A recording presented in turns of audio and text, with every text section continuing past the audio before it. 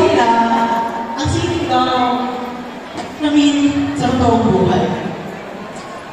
Kaya para sa akin, isa kang napakagandang obra maestra. Nakabuo ng atensyon, isang napakagandang ilusyon.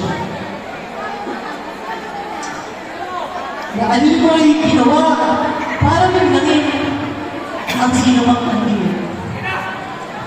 At di ko mamang. Kabisado mo ang bawat sulok, isa kang makilang pito ng kasinungalingan. Ang gamit ng iba ay pintura. Ang gamit mo, kasinungalingan. Kabisado mo ang bawat emosyon. Alam mo yung tamang timpla para manipulahin ang iba at maging ilusyon sa kanila. Ay, oo. Isa ka naman po. Galagan na boses. Iiyak pa yan. Konting hipik. Tapos, sabihin sa luha. Tapos, mamamalayan mo na lang. Hahawakin mo mga kamay mo. Tapos, sasabihin. Pasensya ka na. Hindi pang sirulan lang. Pasensya ka na kasi may gawa pa ako. So, bigyan na mga takbo, pero wala. Pinagin ko yung hihingin kong espasyo. Yung time para hanapin mo sa sarili mo. Para makikita tayo pareho. Walang pressure.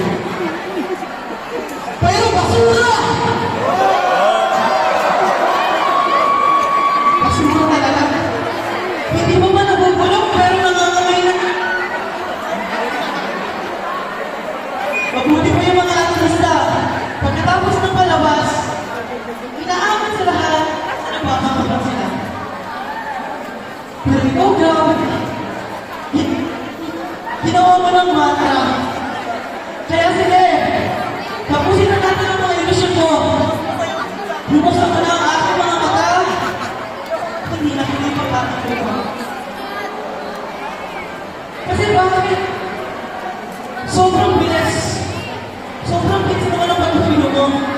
Wala pang isang buwan, okay ka na. Ay siguro nahanap mo na. Nahanap mo rin yung espasyo. Diba?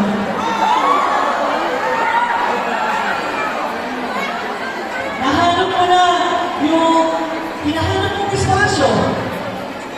At yun, nakita ko na lang may kalapuan ng iba.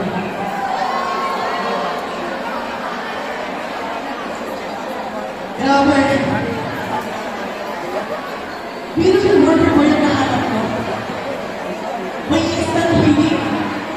Wala pang isang buwan, okay ka na.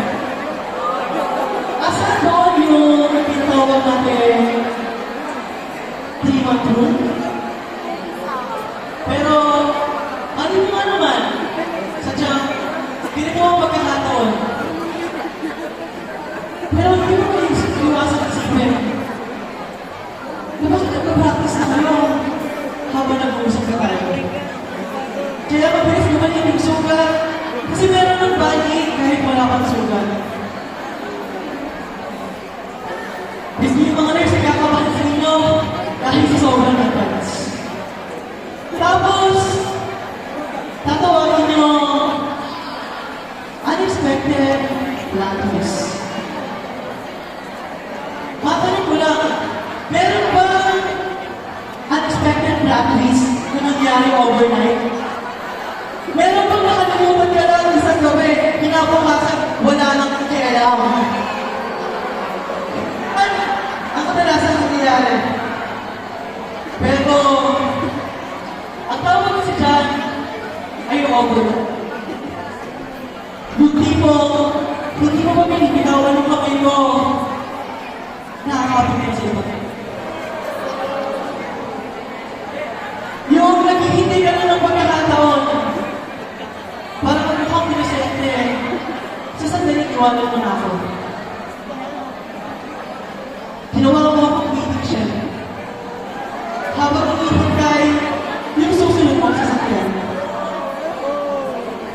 Tapos, pinutol mo yung lubid natin. At naunang-taong ka na sa baba, saka mo biglang sasabihin na bakit? Bakit pinutol? Bakit hinayaan?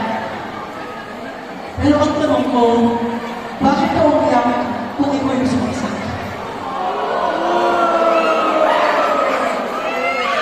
Ikaw yung may hawak ng patalim. Ikaw yung sumaksak sa akin. Pero bakit ikaw yung umalay? At yun na ba yung perception? Pero, para doon sa bago ko, wala naman akong galit.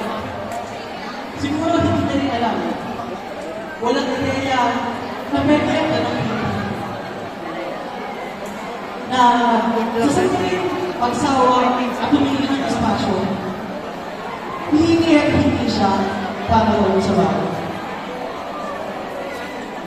Dahil ang isang manaloko, kahit anong bihis, kahit anong hugas, kahit mamahalong kami ng pasuotin, kahit anong pagpapaganda, nangangamoy pa rin. Masaksang!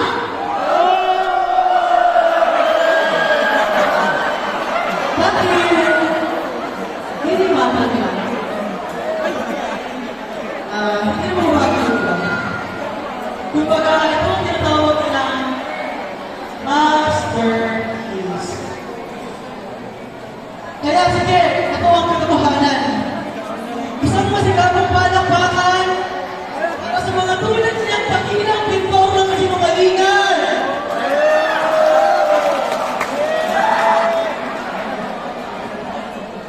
Para lang magawa yung obra ng pagkikinig.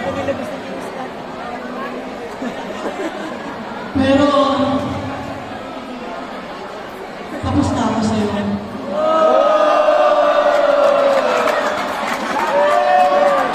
Ang alin ko rito ay yung pagtanggap sa sarili ko. At ang hiling dito ay ang pagtanggap na mas mahalaga ang buhay ko, mas mahalaga ang oras ko, kaysa patuloy na magpaloko sa'yo. Hindi na ako babalik sa nadaanan ko na. Sinanaan ko natin, sunod na. Kaya sige, ang hiling ko lang sa mga dakilang pintor ng bayan, nagamit ang kasinungalingan sa kanilang mga obra. Maging masaya sa napiling espasyo. Dahil tapos na ang palabas. Sa oras na umalis na, wala ka nang babalik.